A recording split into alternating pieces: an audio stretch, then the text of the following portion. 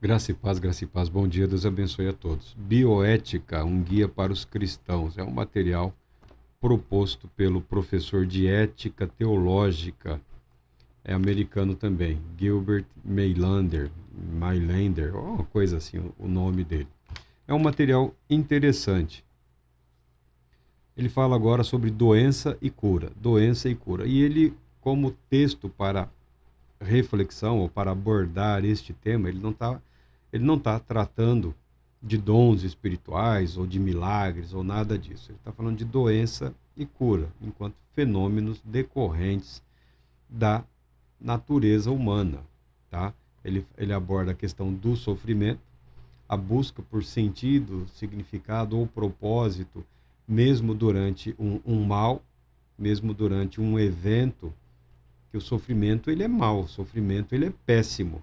Nós não devemos buscar para nós nem para os outros. O sofrimento é angustiante, o sofrimento é algo terrível na vida do indivíduo, da pessoa. O desafio cristão, o desafio para os cristãos é encontrar propósito ou manter-se fiel a Deus, reconhecendo os propósitos de Deus, mesmo em meio a adversidades que causam ou provocam sofrimentos.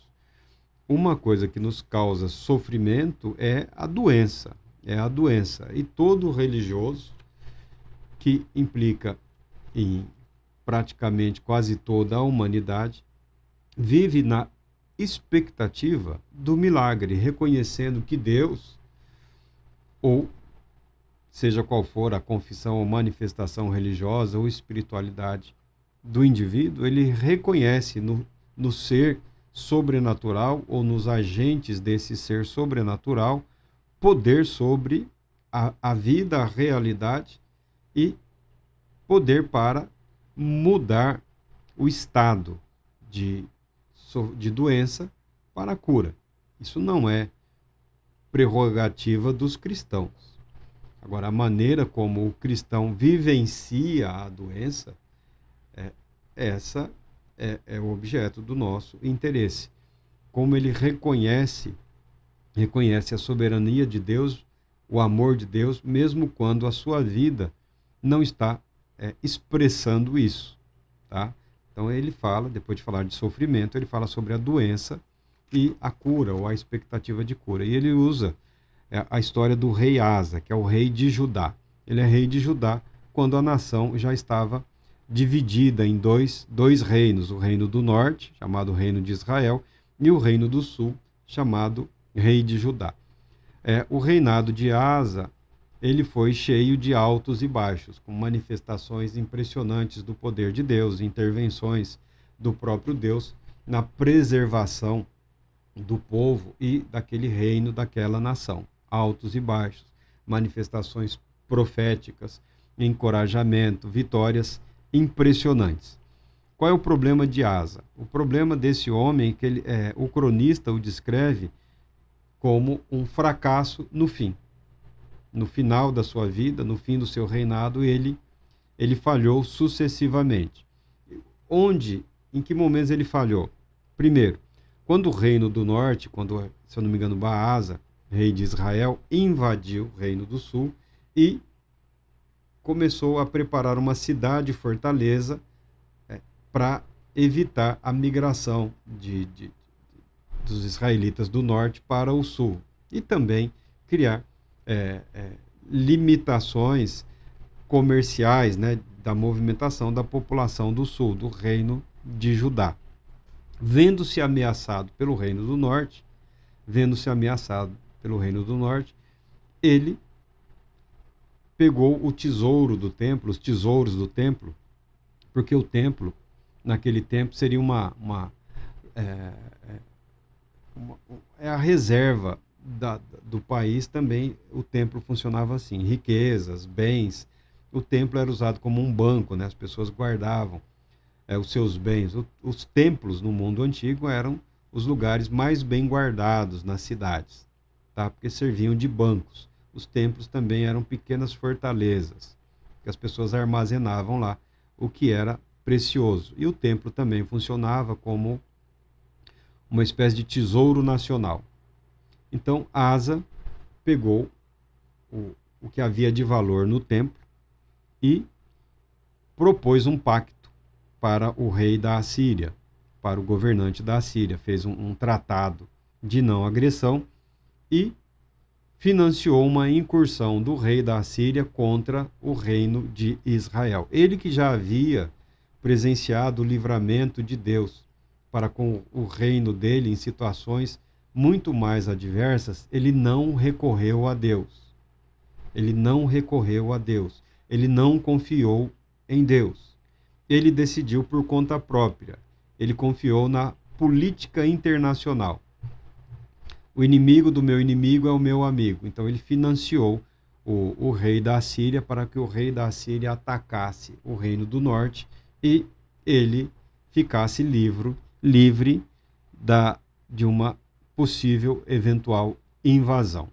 Tá? Esse foi um fator que desagradou a Deus. Qual foi o segundo? No fim da vida dele, ele adoeceu terrivelmente. A Bíblia fala que ele adoeceu dos pés. Nós não sabemos se era um problema circulatório, nós não sabemos qual é a natureza da enfermidade, mas nós sabemos que era uma enfermidade fatal. Uma enfermidade que o conduziria à morte. E nessa segunda ocasião, a Bíblia declara que ele não recorreu a Deus. Ele não recorreu a Deus novamente. Ele confiou única e exclusivamente nos médicos. Tá? E ele morreu. A questão que se levanta aqui, e alguns estão equivocados, não é ele ter confiado nos médicos. É que quando ele teve a oportunidade, e não foi uma, de expressar a sua confiança em Deus, ele não o fez. Quando ele teve a oportunidade de arrepender-se dos seus pecados, dos seus erros, de preparar a sua vida para os momentos finais que estão debaixo do poder de Deus, ele não o fez. Tanto na questão militar, que ele não recorre a Deus para obter livramento do reino do norte, uma ameaça para ele. Ele não recorreu a Deus. Ele fez um pacto político. Ele fez um pacto com o reino da Assíria, um reino conhecido pela violência, pela agressividade, tá? Contratou praticamente a Assíria para que atacasse o reino de Israel, o reino do norte, e ele ficasse livre de uma ameaça imediata, não recorrendo a Deus que o havia livrado a ele, a nação, anteriormente. Quando ele adoece terrivelmente, ele não recorre a Deus como Senhor sobre a vida e a morte. Ele não reconhece a necessidade de arrepender-se, de voltar-se para Deus e reconhecer que a vida dele, ainda que ele fosse o rei, a vida dele não pertencia a ele. Não importa o quão importante ou quão aparentemente relevante o indivíduo é neste mundo ou nesta vida. A vida dele não pertence a ele, a vida dele pertence a Deus. A vida de todos é um dom de Deus. Ele não agradeceu a Deus pela vida, não agradeceu a Deus pelos livramentos, não agradeceu a Deus pelos grandes feitos de Deus com o povo de Judá. Ele não pediu perdão a Deus pelos seus pecados, pelas reformas religiosas que ele apenas iniciou e não concluiu, não levou a termo. Ele não buscou a Deus, ele não voltou-se, ele não se arrependeu, reconhecendo que em Deus há poder para curar, para livrar, para restaurar. Ele permaneceu irredutível, como que um fatalista. Ao que dá para fazer, os médicos fazem. Alguns colocam isso como ou Deus ou a medicina, e não é absolutamente nada disso. Nunca foi sobre o recorrer a recursos médicos. A medicina, no passado, principalmente nesse mundo antigo, ela era mais capaz de identificar o problema, ou seja, o diagnóstico, as doenças, do que, de fato, promover a cura em muitos casos, tá? Lembrando que o que se utilizava era basicamente os recursos farmacêuticos da época. Tem alguns aí tentado estudar a medicina antiga. Eles tinham uma medicina, ela tinha alguma eficácia, tá? Não era inútil, não era placebo, como alguns tentam imaginar. Havia uma medicina, não era uma medicina industrial. Via de regra, as práticas médicas estavam vinculadas ao exercício da religião. Os sacerdotes das diversas religiões eram, em parte, os curadores, os médicos, tá? Lendo a Bíblia, vendo a história de Israel, a formação do povo, da nação, a instituição do templo, do sacerdócio levítico, nós percebemos uma expectativa de cura. Há uma expectativa de cura, tá bom? Mas a Bíblia não apresenta o processo ou os meios de cura. Tá? Ela não apresenta. Ela apresenta o processo e o meio de reintegração à sociedade, à vida religiosa e social do indivíduo curado. Muito embora silencie quanto aos meios de cura. Reconhecendo, é claro, Deus como soberano. Deus como aquele que cura, como aquele que doa e preserva a vida. Mas ela silencia quanto aos processos ou aos meios, tá? Então nós não podemos dizer que foi instituído isso, isso e isso. É claro que a fé, inclusive hoje, alguns cursos de medicina já tem uma introdução aí, uma matéria aí chamada espiritualidade. Porque a fé, de fato, ela auxilia e muito na eficácia dos tratamentos. Não é uma questão de placebo. A pessoa que tem acesso ao auxílio, à assistência religiosa no contexto das suas convicções religiosas, ela apresenta uma melhora significativa e uma resposta interessante. Tá? Não é meu papel, não é meu interesse avaliar isso, porque o médico ele tem que trabalhar com aquilo que ele pode mensurar. Eu, quando procuro um médico, e nas diversas vezes que eu procurei, eu nunca perguntei a convicção religiosa de qualquer que seja o profissional. Tá? Via de regra, a medicina é praticamente a religião do médico. Ele vive a medicina. Ele é médico, ele vive a medicina. A missão dele neste mundo, é como ele se compreende neste mundo, nesta vida. Principalmente os bons e os melhores profissionais que nós conhecemos, eles se enxergam assim, como médicos, tá? Ele não é alguém que pratica a medicina, ele é médico, ele vive isso, tá bom? É a vida dele, é como ele decidiu viver. E eu respeito isso profundamente. E eu entendo que a medicina é um dom de Deus. É um dom de Deus. Se alguém acha que o dom é algo que vem de repente e se expressa de modo perfeito e absoluto, essa pessoa é equivocada. O dom de Deus exige dedicação e trabalho, porque o dom só se revela através do exercício, através da prática, através da vida.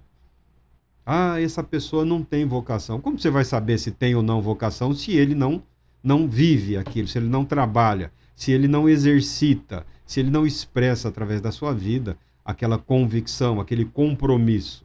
Eu sou muito mais voltado para a questão do compromisso e do comprometimento do que essa conversa de vocação. Algumas pessoas são incrivelmente abençoadas, têm uma capacidade, aparentemente, sobre-humana. Amém, é um dom, parabéns, em todas as áreas, todas as atividades. Você fala, esse cara tem um dom, todos reconhecem. Agora, o trabalho e a dedicação ao trabalho, à eficiência, ao bom exercício, à boa prática de toda e qualquer atividade, também revelam esse dom. Se algumas pessoas têm mais, uma maior, uma menor facilidade nesta ou naquela atividade, isso diz respeito à própria constituição humana. A dedicação, o labor, invariavelmente reflete o caráter, a índole e a manifestação desse dom. Os judeus também, em especial os religiosos, entendem as medicinas, ou a medicina, como a manifestação de um dom de Deus para a cura, para o alívio do sofrimento. E nós raciocinamos, pensamos nessa linha. Não é uma contradição. Não é uma contradição a fé no Deus que cura, no Deus que sara. Não, a medicina não contraria a convicção religiosa. Na vida de Asa, do rei Asa, aqui usado como exemplo, é a arrogância dele.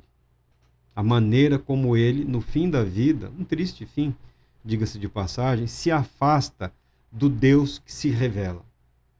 Deus que se revela ao rei, Deus que se revela ao povo de Israel, através de inúmeros livramentos, Deus que se revela através dos profetas, da profecia, o Deus que se revela no convite ao arrependimento e à preservação da fé, conforme pactuada entre Deus e o povo judeu e o povo de Israel, ele se rebela, ele se afasta desse Deus, recorrendo à política internacional e recorrendo à medicina, mas o pecado dele não é recorrer aos médicos, é o afastar-se desse Deus, é o resistir à revelação de Deus, ao fato de que Deus está mostrando a finitude do homem, as limitações do homem, as limitações da vida, ainda que um homem investido de poder e autoridade, limitado à humanidade. Asa, o seu tempo, o seu reino, a sua influência, a sua autoridade, o seu poder, tem um fim determinado e proposto por Deus. Ele se afasta de Deus e se refugia na política e se refugia nos recursos médicos que ele, como rei, tinha disponibilidade para recorrer a inúmeros recursos daquela época, inclusive Israel, né? Médicos, medicina de outras regiões do Oriente Próximo ali dele, mas ele se afasta de Deus, ele resiste a Deus. O que é condenável na vida de Asa é a maneira como ele resistiu a Deus no fim da vida. Não foi por ele ter recorrido à medicina ou recorrido à política internacional.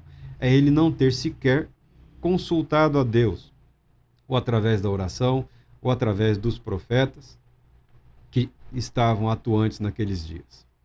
Ele se rebela contra Deus, ele se isola desse Deus, criando à sua volta um ambiente que o cronista descreve como um fracasso, o triste fim de Asa. Os altos e baixos são comuns a todo e qualquer ser humano. Agora, o não reconhecer a soberania de Deus nos altos e nos baixos, né, nos momentos de glória, de vitória, e nos momentos de ameaça, de medo, de dúvida, e nos momentos de certeza. O fim vem, a morte vem.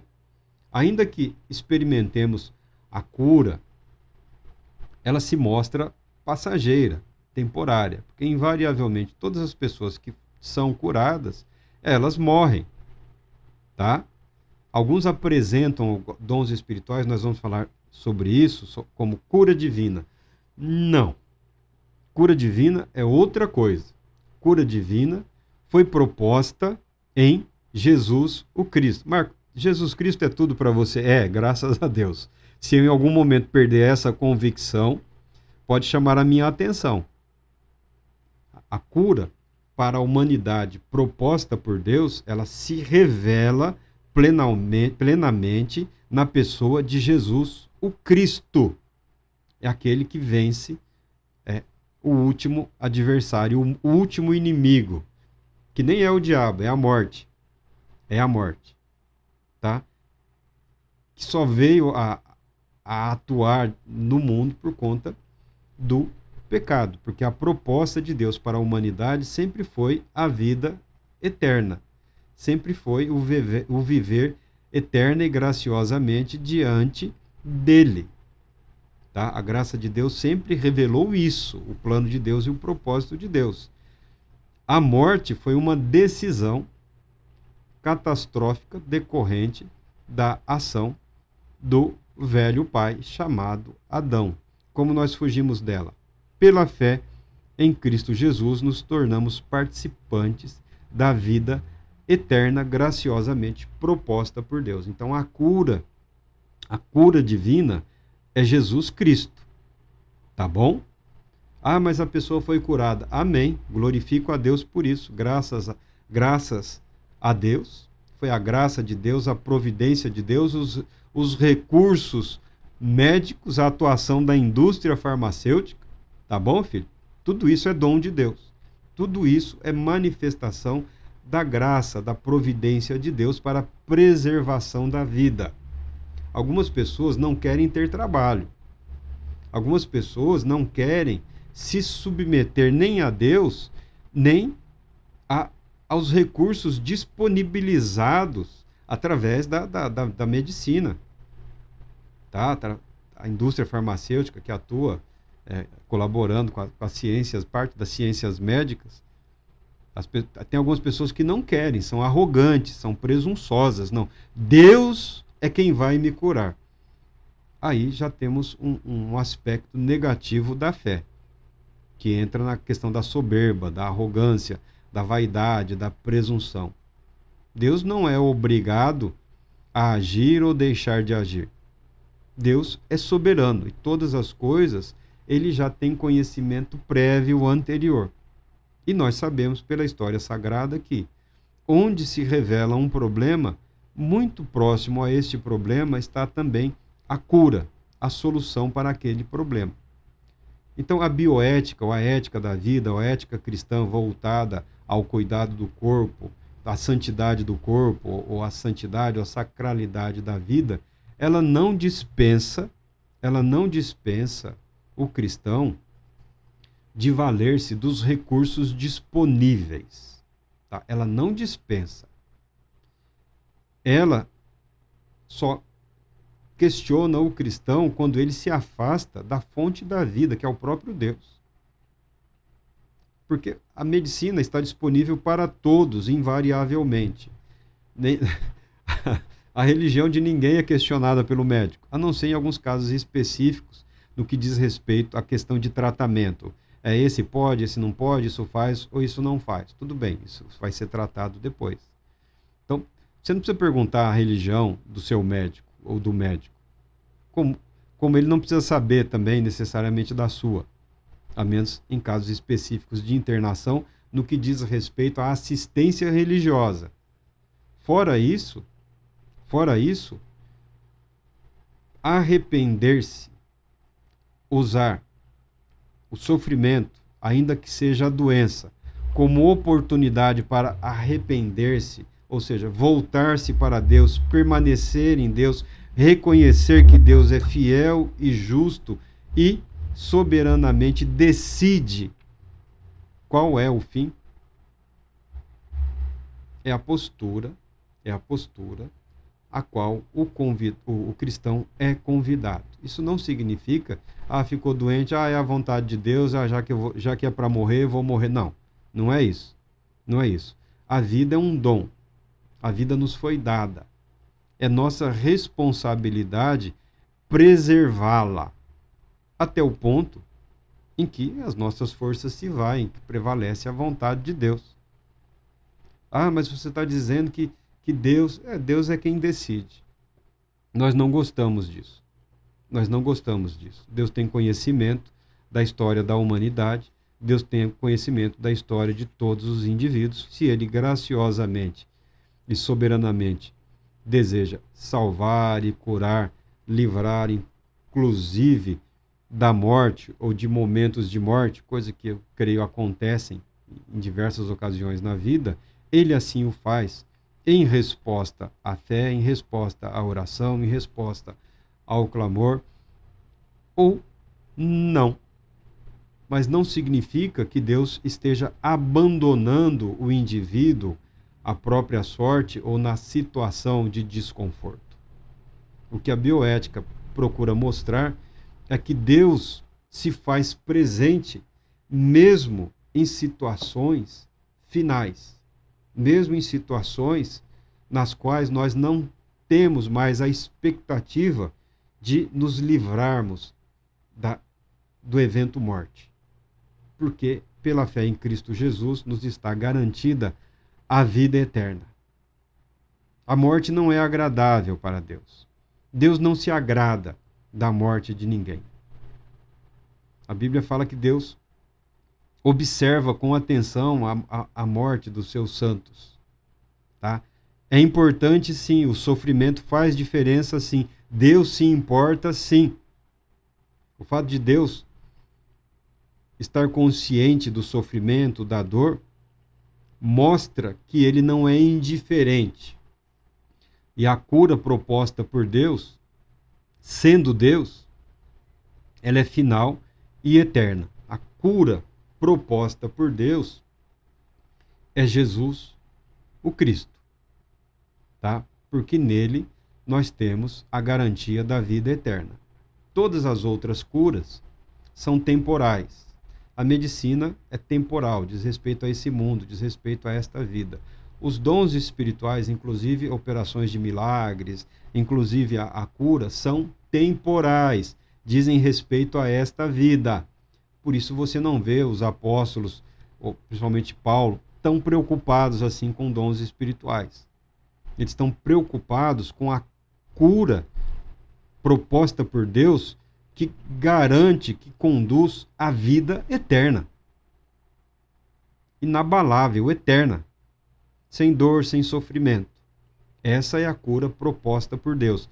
Essa é a cura realizada por Deus em Cristo Jesus. Essa é a cura que nos traz a paz, que mantém viva a nossa esperança, Eu sei que Deus, ele não só pode, eu sei que esse Deus é fiel para me curar.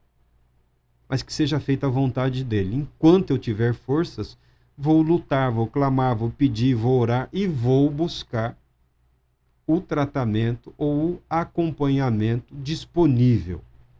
Ninguém é obrigado a aceitar o sofrimento ou permitir que o sofrimento se intensifique a pontos desesperadores, sabendo todos que existem ferramentas, mecanismos médicos hoje para aliviar a dor, para aliviar o sofrimento e muitas vezes, para trazer a cura.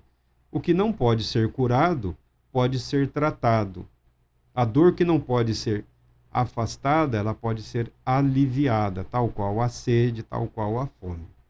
Tá? Eu espero ter apresentado aqui uma perspectiva sobre sofrimento, doença e cura em termos de bioética. Deus Todo-Poderoso te abençoe, te proteja e te conceda a paz.